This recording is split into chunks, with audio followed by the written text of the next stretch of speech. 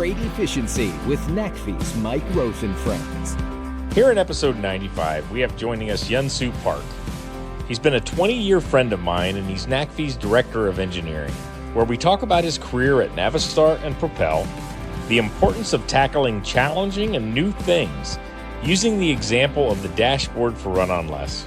He also talks about taking risks, how ready trucking is for what's coming up ahead, and the best way to get people to embrace change. Today we have joining us Yunsu Park. He's the Director of Engineering, amongst a few other things, here at NACFE, the North American Council for Freight Efficiency.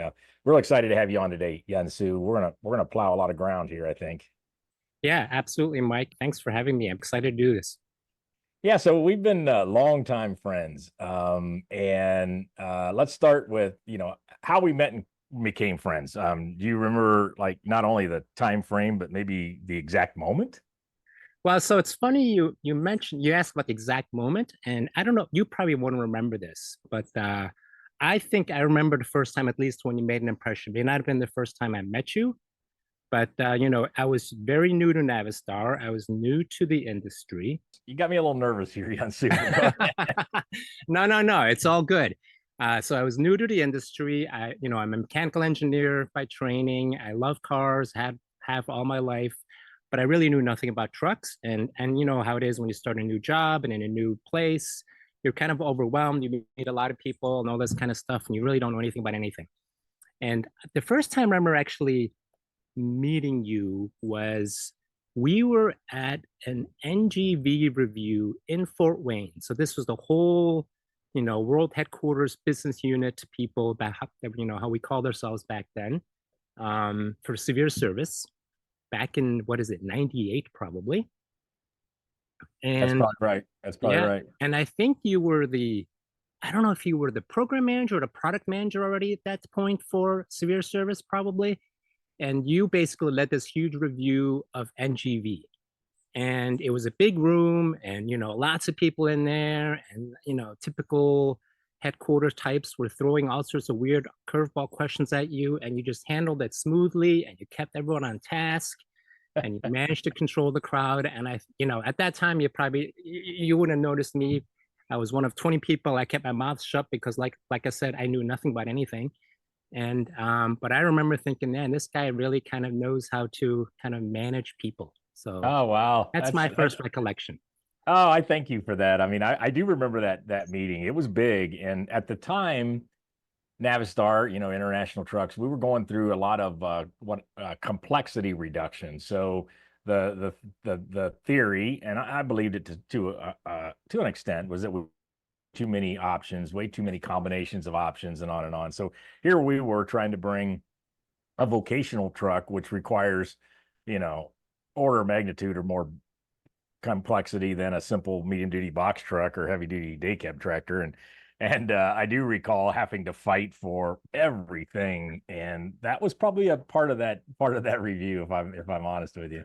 Yeah, I do remember that. And honestly, I didn't know what we were on about with complexity reduction, right? It was obvious to me that you take as much complexity out as possible. Yeah, so then we worked together for a while, and then you left Navistar, I left Navistar. What's the second time we became reacquainted? Do you remember that, or should I share this one?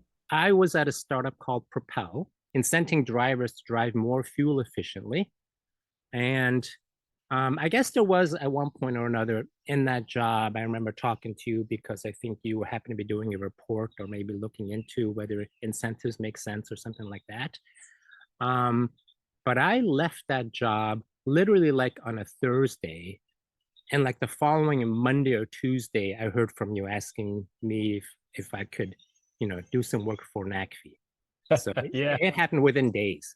Yeah, that's so anybody listening out there, this happens. NACFE, full transparency, we're a 100% contractor organization, of which Yunsu is a key member, been on the team. Wow, 8-9 years, Yunsu, since that day I gave you that call when you were in Pittsburgh. And I mean, that's how we do our work. I mean, people who sometimes are in transition might work for NACFE for a few months, or like we're going to see here with Yunsu, decide, hey, Kind of a part-time, but, pretty full part-time role. Giving back and helping NACFE is a real good opportunity, career opportunity, and something people are passionate about. So we have it all with that short-term and long-term, but it's not uncommon for me to ask, hey, what are you up to? Is this something you'd be interested in? So yeah, so I guess, all right, so we'll close this friendship introduction out with, we'll call it a acquaintance of a single friendship. How about that? Works well, and it's one that I'm obviously happy happened again. So I want to hear about your career a little bit more. I mean, I think we've already heard some time at Navistar and then startup, and now with NACFE. So maybe the professional career we've already covered, but tell us what makes you tick. I mean, I've always been intrigued when we talk, because you actually surprise me with new stories here and there. I mean, including how you met your wife. What makes you tick? yeah, that is a big question. It's actually one that I ask myself all the time. Um, but for me, the thing that I love beyond work, beyond whatever, is just looking at and trying out new things, right? And even more so as I get older, I feel like doing new things and making yourself uncomfortable a little bit is actually really important to keeping yourself going. I was living in Chicago at the time, and at that time, even though you don't think about Chicago being a beach town, Chicago actually has a huge beach volleyball scene along Lake Michigan there. And in the summers, my friends and I used to go out there all the time, and we'd literally be there from morning till late into the night, just hanging around the beach and then playing volleyball, pickup games, and all those kind of things. There was a mix of Americans and Germans and even some Swedes, and I love that, right? I love meeting new people. I love trying out new things, and that's how I met Lara. She was also, somebody who speaks some German. She also, as it turns out, had taught English in Korea, so we had those two connections together. And, obviously one thing led to another and all that good stuff. I have clearly taken advantage of you, of that skill set of yours for run on less. I always describe run on less as sort of a right brain, left brain thing. And people look at me like, what the hell are you talking about, Mike? But what I truly believe that, I mean, we do, the right brain stuff of data collection and detailed information and numbers, describing how these, truckers and their fleets and their OEMs are getting and improving their efficiency to move more freight. And then, the left brain is all the videos and the context and the humanity we put around change and what's going on around trucking. So you've sort of owned that data side of the run. And now we've completed 4, talking about a 5th. Tell us about your experience in helping create a dashboard that now has been viewed. Geez, we had 100,000 web page views in September alone last fall, in 1 month. So tell us about that dashboard, how it came to be, what were the challenges, and how maybe you helped the team overcome them. Yeah, so actually, I would say if you ask me what's been the most rewarding work in NACFE, I think my involvement with Run on Less has to be it. And you're right. So there's a whole big right brain part of me with the numbers and the data and analysis and all that kind of stuff that I really enjoy. And the dashboard, I honestly think it's evolved quite a bit. I feel like when I look back at our first one, it looked really, really basic, and it was very much like the engineering mind of me kind of dominated that part of it, right? But I've come to realize that the importance of what you call the left brain part of it, right? The kind of the human side of it. And I'm realizing, and I think that's something that I really learned through my years at NACFE, is how important that is, or how much more important that is than I've given it credit for in the past, maybe. So I love doing that work. I love, it is challenging, absolutely. Sometimes we get OEMs that don't necessarily want to work exactly the way we want to work. Sometimes we get fleets who are not comfortable with what we're doing, and kind of threading that needle. And then, of course, make it. I don't code. We hire out the software development. So working through that, working through the schedules, it's a fun puzzle. I enjoy doing it. I enjoy building something that people will use and look at and hopefully get some value out of it. And I enjoy thinking about how I can make it better and, more interesting the next time around. I do remember with that first run, you did something late in it where this was 7 long haul truckers doing disparate routes all over the country. And we actually showed the location of the truck real time. And then late in it, you created an overlay of temperature, I think, the most interesting one was wind. So you had a a map of the United States. You could see where all 7 trucks were, and we could see the wind. And ironically, the middle week of the run in 2017, 2 hurricanes came, one through Florida, one through Texas. Probably interestingly enough, probably the only time, a weather map could include 2 hurricanes. And we put it right on top of the run. So really cool work. Last year we had the Tesla Semi in the run, and that created a lot of interest and challenges. And I just want to give you a thank you for delivering on all 4 runs the data that we're all trying to soak up and figure out. It's rare we get data from the fleets and the OEMs. And real quickly, let me give a call out to Geotab for helping us with the data collection and really our data partner in the run. And then the software company that you're talking about is Little Mountain, who's done extraordinary work helping us out. So yeah, anything more you'd add to that, or just like what maybe are you looking for to improve the dashboard when we do more of these? One thing for sure that I really enjoy about this job is, in particular about Run on Less in the dashboard, is that you let me take a few risks. And sometimes they fail, which, we've had that problem as well. And sometimes they succeed really wildly. And so that's certainly a part of it that I really like. And I appreciate the fact that you trust me enough to keep experimenting. So we'll see. I think we have lots of challenges ahead of us, and I'm looking forward to doing the next one.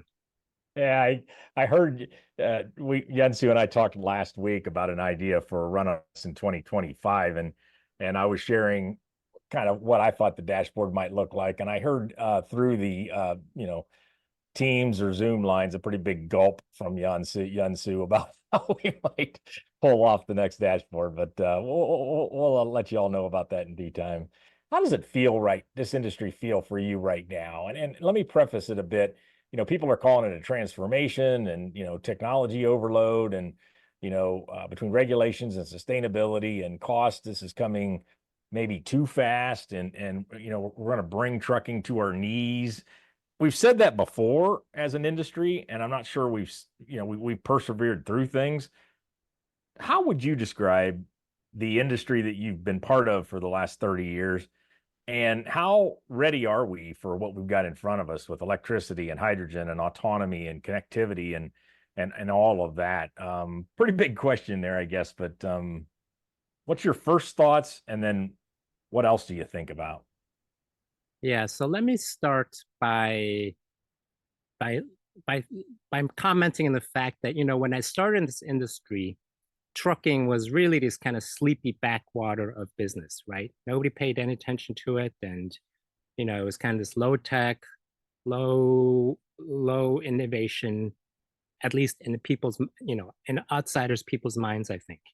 And we've obviously changed quite a bit in the last 25, 30 years that I've been doing this work.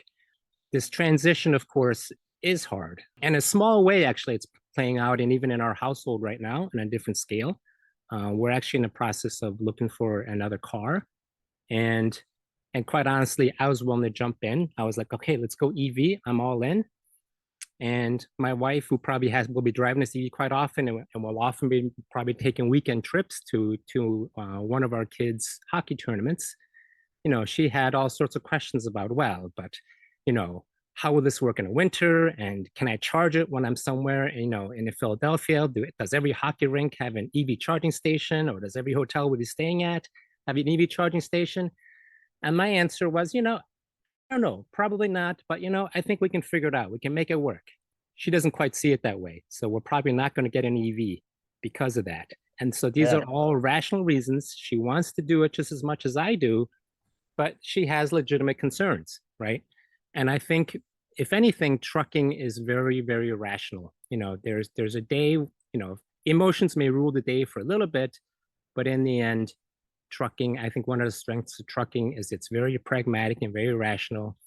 And technologies, like I look back and, like, for example, automated transmissions, right? There was a time when they were introduced, they were expensive, they failed a lot.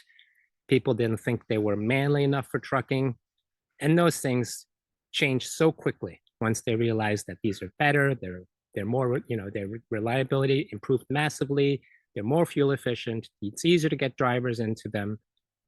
So I think trucking is rational, is pragmatic. When you make it the right decision, I think the industry will come. Yeah.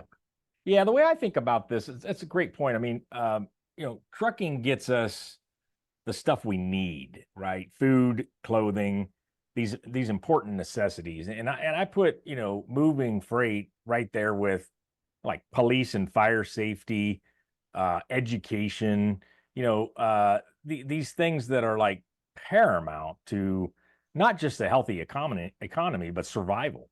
So maybe I go a little too far there, Yunsu. I've been told that in the past, but even if it's close to that, that then builds an industry and an ethos in our industry that's very high reliability.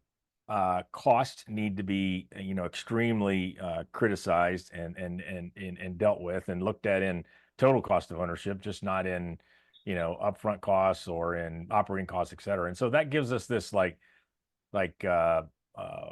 way about our work that's pretty unchangeable. So that's an asset, like you talk about, but it's a liability sometimes because we look at every new thing with trepidation, and that gets in our blood, and that's an area that concerns me because we're talking about these new trucks, electric, hydrogen, whatever, that at most have maybe a one shift driving amount of energy on them, but in a diesel truck, we've got 2 to 3 to a week of range with a single fill up of diesel and a 50 to 200 gallon fuel tank on these trucks. So it's a real asset, but it's also a liability. What do you think of, how would you respond to that? Yeah. So first of all, I agree with your characterization of, how critical trucking is. And we saw that during the pandemic, right? Transportation and trucking and all those things were considered essential services that had to keep going. So I think the world agrees with you. And I agree also that in the end, like I said, I still think trucking is very pragmatic and these things have to work. Right now, the zero emissions technologies, so the battery electric and some of the early, fuel cell trucks do not meet all the requirements that are needed in a good chunk of the trucking world. So I think it's irrational for them not to want to jump in there, not to mention that there are significant costs and hurdles, even when you get to the fact that you want to try it and you think it's going to work, there's still a lot of other hurdles in the way. We need to be calm and work on the issues, rely on what's that asset of trucking that'll be there as our conscience as we move forward. But one more point on this. I mean, every day I meet new people who are very excited about trucking, some of which have only been in the field for months or weeks. And, they're coming with a lot of funding. The federal government's looking at this funding and so forth. So the one of the things I think about with this question, I guess I'm answering my own question along with you, is that the industry is much bigger with many more resources than we had just a few years ago to tackle this. So it's not the trucking industry of 10 or even 5 years ago. It's one now that's bigger, better, bolder, has more money, has more questions and innovation. And that's what makes me excited to get through this. Yeah, I agree with you. And it's easy to criticize the new people who, and they're like, oh, they don't know anything about trucking. But the fact is that you need new people all the time. You need new ideas. You need to kind of cross-pollinate across industries. So yeah, I agree with you, and I welcome all this new energy. So we're kind of running out of time. This always goes fast, but now that you've been with NACFE a while, and you kind of talked about a few of the things that you really like here, what could we be doing better? What's NACFE created here, but not maybe delivering as well as you think? Yeah, I think that's a very tough question. I think one of the things that I learned at my days at Propel is I became a little bit of a student on the theory of behavior change, right? What does it take to get people to change behavior? And the number one rule in behavior change is make it easy. If you want someone to do something, make it easy for them to do. And I think that cuts across everything, right? If we put information out there in a report or in a video or whatever, make it easy for people to find it. If we want people to try electrification, make it easy. And the analogy that I always like to use is that if I want you to try a new cup of coffee, one that you never had before, I can make it easy for you. I can hand you a cup and you'll probably try it. If I say, yeah, would you like to try a cup of coffee? And you say, yeah, I would. I said, great, here, fill out this form, then see my colleague over here, and in 6 months, we'll get back to you. I'll probably lose you. It's just the number one rule, and you always got to think back. Are we making it easy for them, or are we making it hard? And I think that'll be what helps keep moving forward. Great advice. I think we always want to study things. And, we are both engineers. There's always a better idea just around the corner. But what trips us, what triggers us to act and do something? And quite often in the work we do, it's all right, I'll buy one of the 50 trucks I'm buying. I'll buy with an advanced aerodynamic package, or let me buy one with a electric APU with solar on top to give to one of my drivers that really cares about anti-idling. Your analogy of just handing that coffee rather than working through a long process is I think really appropriate. So we'll take that as your big advice to the group listening to this, Yunsu. Thanks for joining me. It's been a lot of fun, and I think we covered some really good ground. Absolutely, Mike. It's been my pleasure, and thank you for having me. Freight Efficiency with NACFE's Mike Rosen Friends.